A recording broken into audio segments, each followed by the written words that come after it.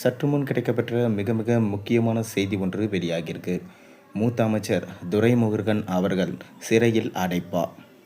மூத்த அமைச்சரும் திமுகவோட மூத்த தலைவருமான துரைமுருகனுக்கு எதிராக பிடிவாரண்ட்டை அமல்படுத்த சென்னை சிறப்பு நீதிமன்றம் உத்தரவிட்டது. சொத்து குவிப்பு வழக்கு விசாரணையில் ஆஜராகாததுனால துரைமுருகனுக்கு பிடிவாரண்ட்டை அமல்படுத்த நீதிமன்றம் உத்தரவிட்டிருக்காங்க. இதற்கிடையே இது தொடர்பாக மூத்த போலீஸ் அதிகாரிகள் ஆலோசனை நடத்தியதாக தகவல்கள் வெளியாயிருக்கு. இதனால் துரைமுருகன் கைது செய்யப்படுவாரோ என்ற பேச்சும், மேலும் அவர் சிறையில் அடைக்கப்படுவாரோ என்ற பேச்சும் இப்போ வந்திருக்கு. கடந்த 2006 to 2011 திமுக ஆட்சியில் அமைச்சராக இருந்தவர் துரைமுருகன். அப்போது 2007 முதல் 2009 வரை காலத்தில் வருமானத்துக்கு அதிகமாக 1.40 கோடி சொத்து சேர்த்ததாக அவர் மீது வழக்கு பதிவு செய்யப்பட்டது. துரைமுருகன் மற்றும் அவரது மனைவி மீது வழக்கு பதிவு செய்யப்பட்டது. இது தொடர்பான வழக்கில் கடந்த 2017ஆம் ஆண்டு துரைமுருகன் மற்றும் சாந்தகுமாரியை வேலூர் நீதிமன்றம் விடுவித்து வச்சாங்க.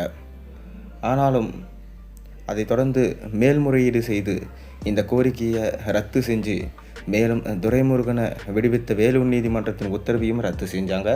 அதன் பிறகு மீண்டும் இப்போ சென்னை நீதிமன்றத்தில் இந்த வழக்கு நடந்துட்டு வருது.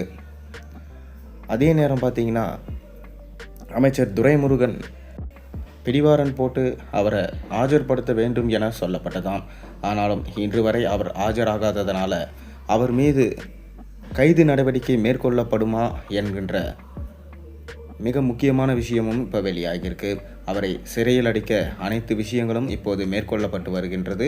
இதற்காக ஸ்டாலின் அவர்கள் தலைமையிலாக அமைச்சர் குழு மற்றும் போலீஸ் குழு சேர்ந்து இப்போ ஆலோசனையில் ஈடுபட்டிருக்காங்க. துரைமுருகனை எப்படி இந்த பிரச்சனையிலிருந்து வெளிவர வைப்பது, மேலும் அவரை ஆஜராக செய்யலாமா இல்லை இந்த பிரச்சனையை எவ்வாறு புகுமுகமாக முடிப்பது என்று ஆலோசனையில் ஸ்டாலின் ஈடுபட்டிருக்கார். அது மட்டும் இல்லாமல் ஸ்டாலின் வெளிநாட்டில் இருப்பதாக, அதனால் அவரிடம் மொபைலில்தான் துரைமுருகன் ஆலோசனை செய்ததாகவும் இந்த பிரச்சனைக்கு கூடிய விரைவிலே சுமூக தீர்வு ஏற்படுத்த ஸ்டாலின் அவர்கள் முடிவு செய்ததாகவும் சொல்லப்படுது.